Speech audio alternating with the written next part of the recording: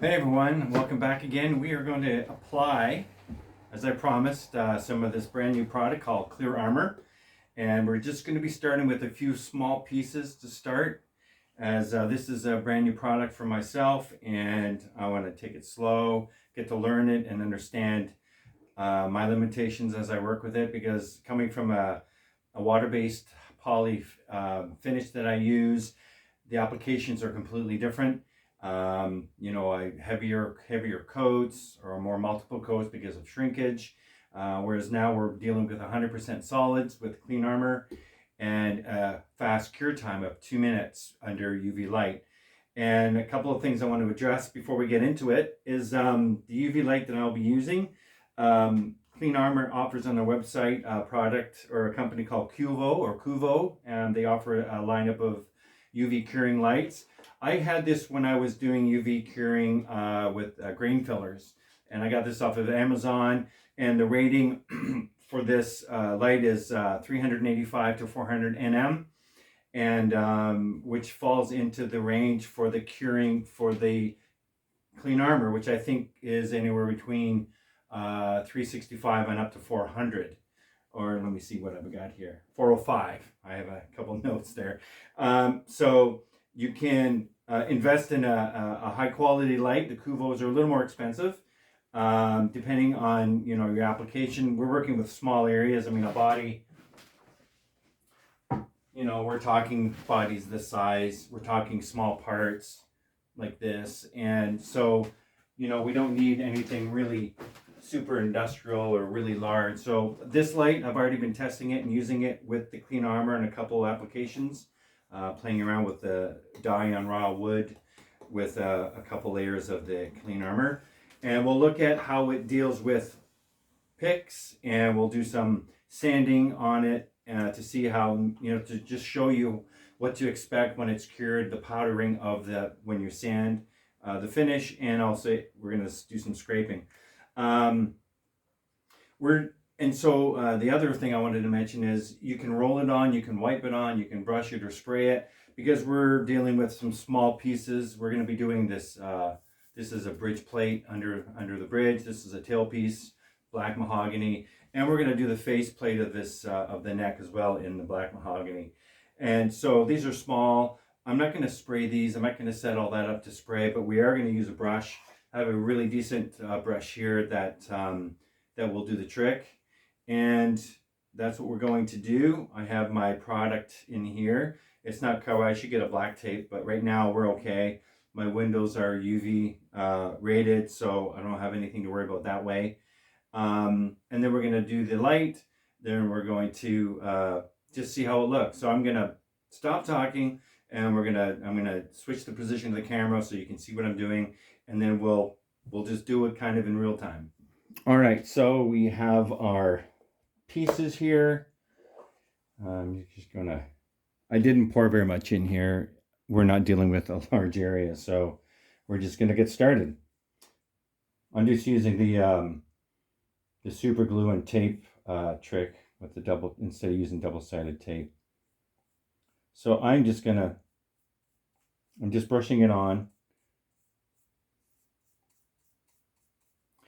From what I've read, you can't go so thin because there's an issue with curing. It won't happen. So you have to give it some depth, I guess I'm trying to say. What am I trying to say here? So there. I'm just going to let that sit, and it's going to kind of level itself out while I get working on this tailpiece. I'm really liking the tailpiece because there were some really nice figures, so I'm really curious to see how it pulls up the grain. I'm kind of doing this under the camera, so it's not exactly comfortable. I'm just going over it first to get it into the pores.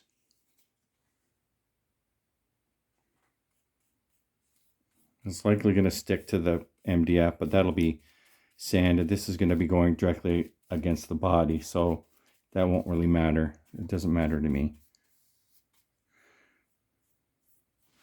So this is what I have presently. I'm going to add a little bit more because I will likely do a couple coats and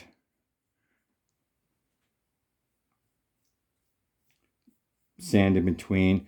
It says to give it, 6 minutes after it's been cured before going into a second coat. And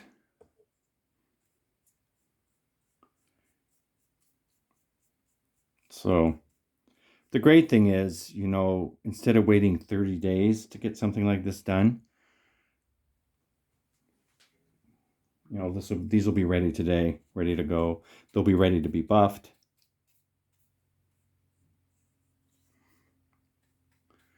We'll have to make sure that we hide the brush and hide the product away from the UV light. I'll just put it into my cabinet.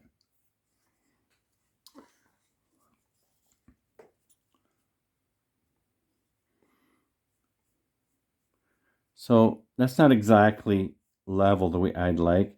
Now this has not been reduced. I imagine if I reduced it with some isopropyl alcohol, it would get better and flow a little better. But this is looking good. I'm gonna set this aside, and we're gonna go do the headstock faceplate. So it does pull the grain nicely. I do like that. And the brush is nice because you have pretty good control. You can get right to your edges. I've taped it. So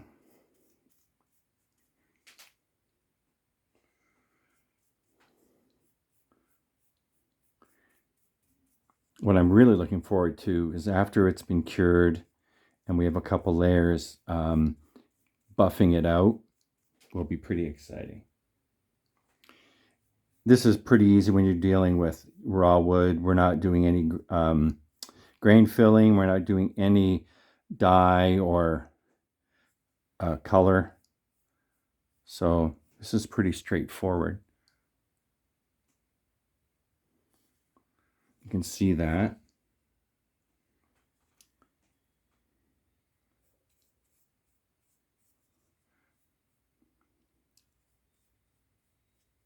I have to make sure I get this thing into the camera so you can see what I'm doing.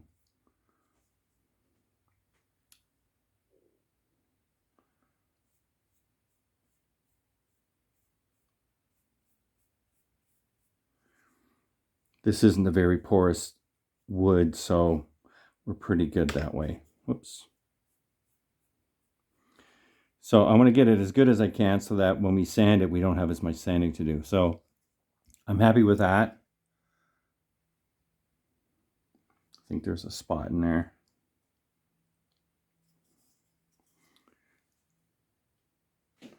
Could use a little bit more in here.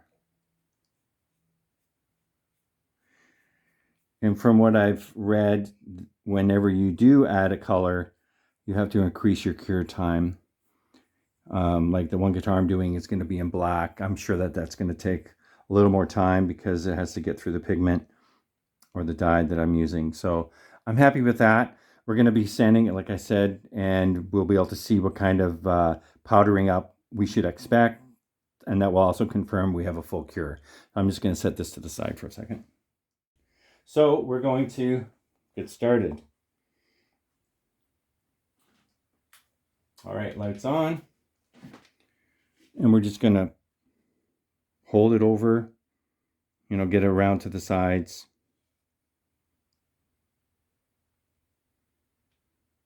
We'll do that for 2 minutes. Then we'll do the headstock.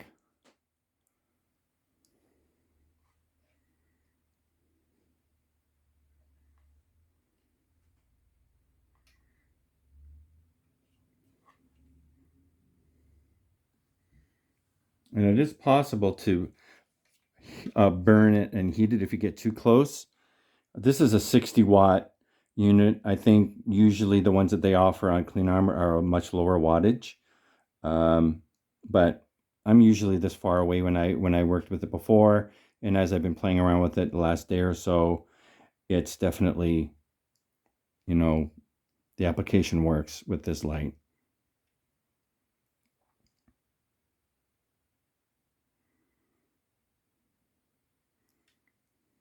I'm just going to brush my finger across just to see where we're at.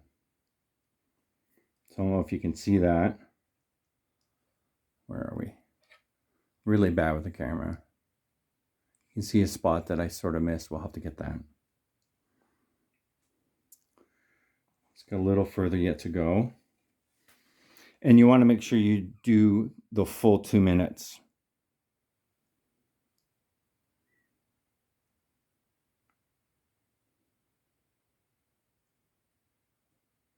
I'm really liking how the grain pops and how it pulls up the grain, and it has really crystal clear clarity. I don't see any clouding. I don't see any, you know, imperfection in that way. I know sometimes when I would spray my poly, and if I would go a little too thick, or if it's humid, you'd get that blush, that light blue blush in the finish, which from what I understand, this product doesn't have an issue with humidity whatsoever. So that really makes a difference as well. So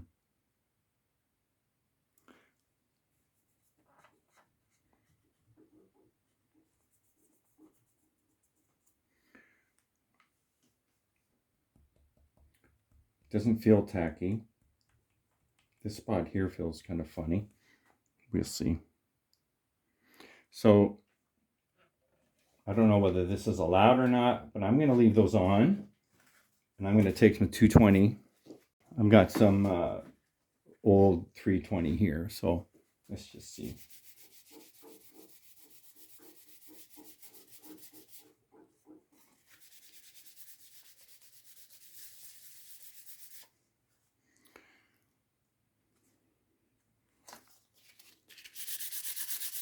See how that powders up?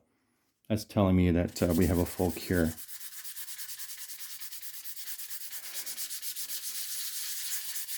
This is 220.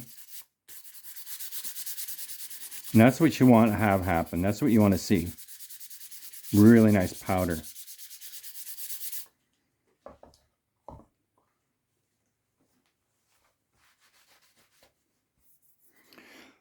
So what that'll allow me to do, I'll be able to build up my coats. So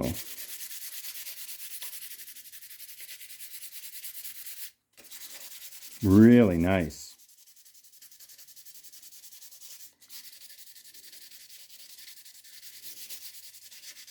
We still have to get to the faceplate. I can't forget that.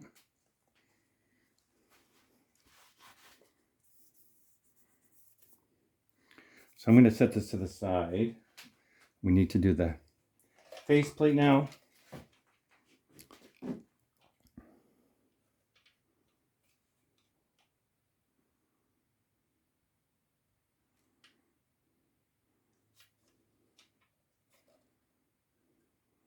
Just set this down for a moment.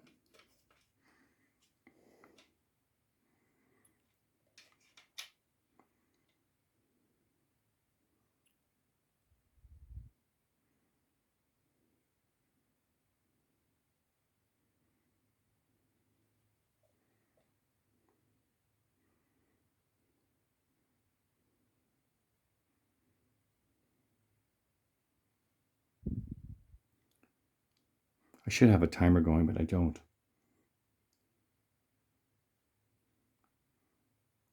My timer's on my phone, which is what's being used as the camera right now.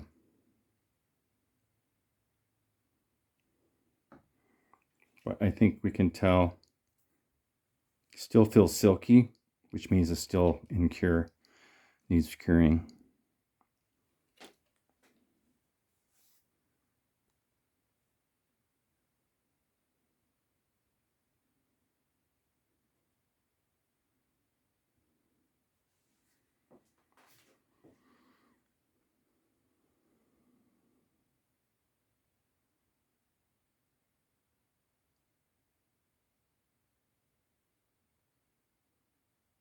And you'll know when you start sanding whether it's cured or not. If you're not getting that nice fine powder, you know that you have to.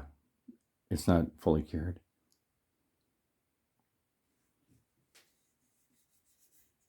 That feels better.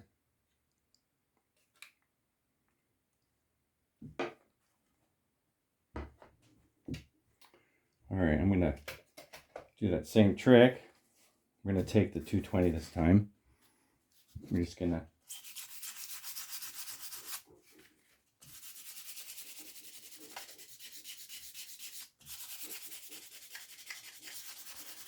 well, it's powdering up the way that we want it to.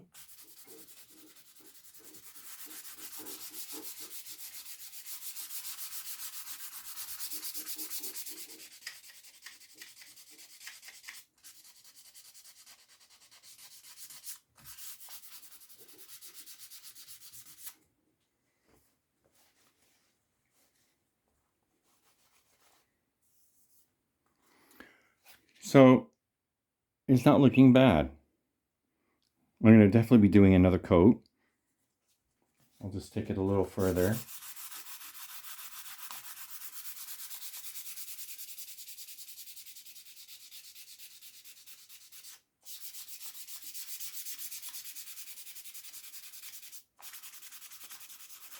What I like about Clean Armor is they have really great support. They will comment on posts, give some suggestions and some direction, which is really awesome. I really like that.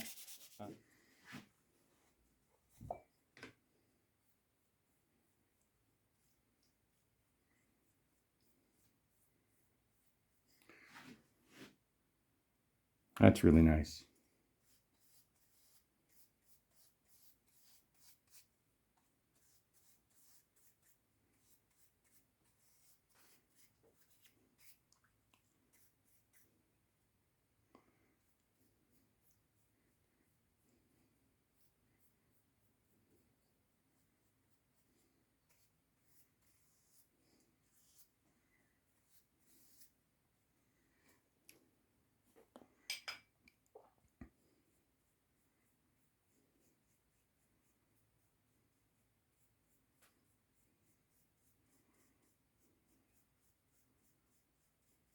Something I should have done here is get rid of the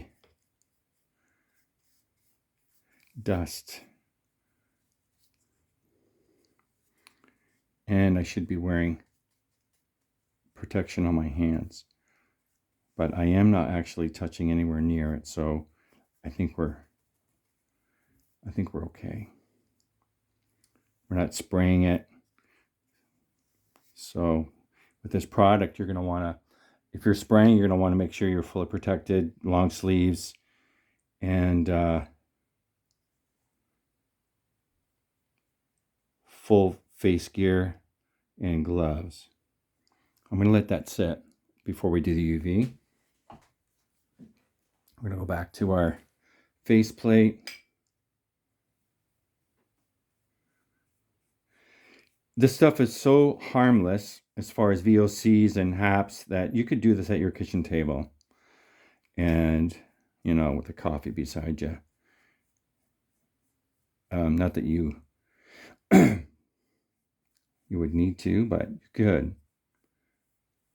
It just what I love about this type of a finish is it gives you you have options. You don't need a full paint booth, and you can do a full guitar. You can do a full guitar,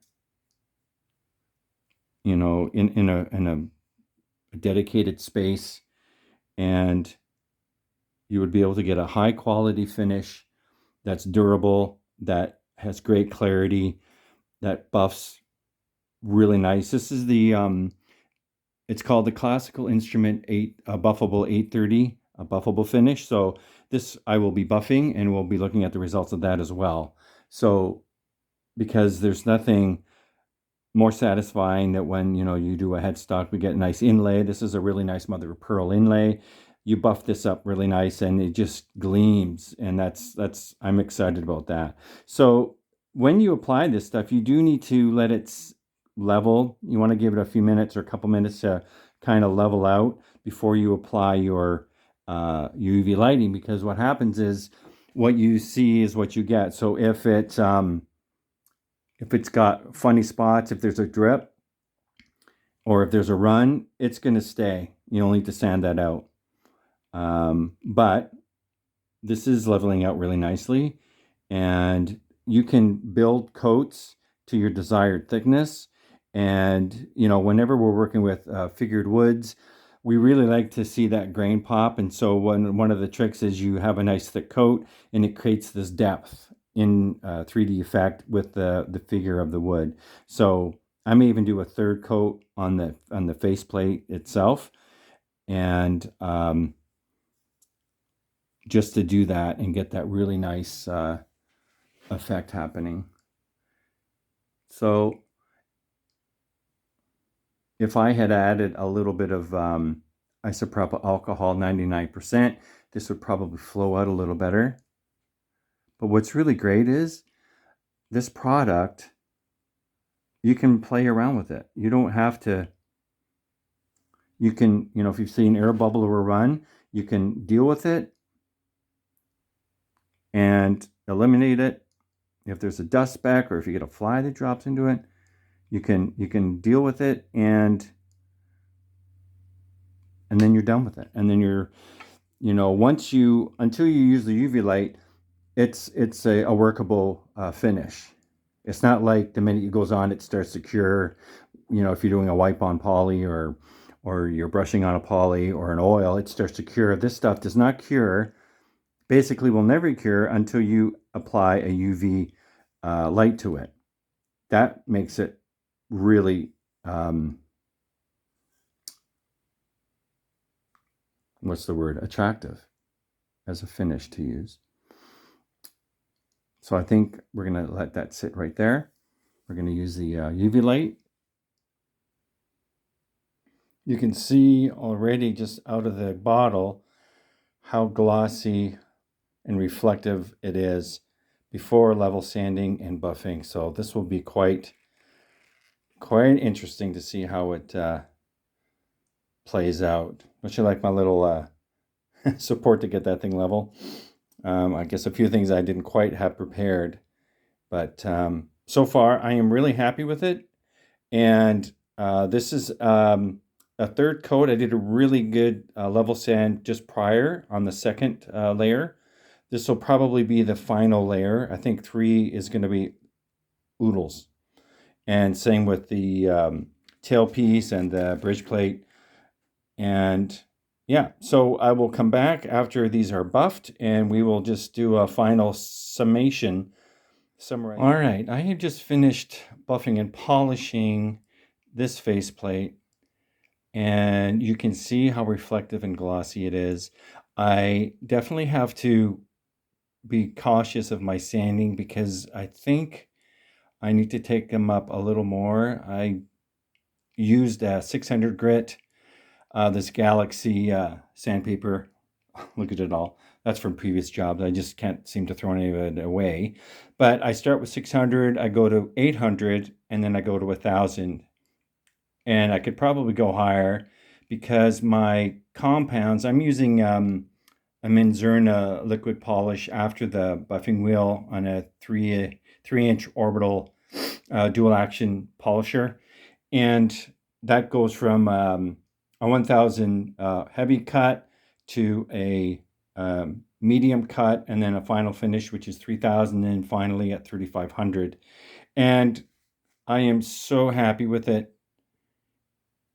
So happy with it. And it has the gloss and reflection. Once I fine tune my own processes, this will get better.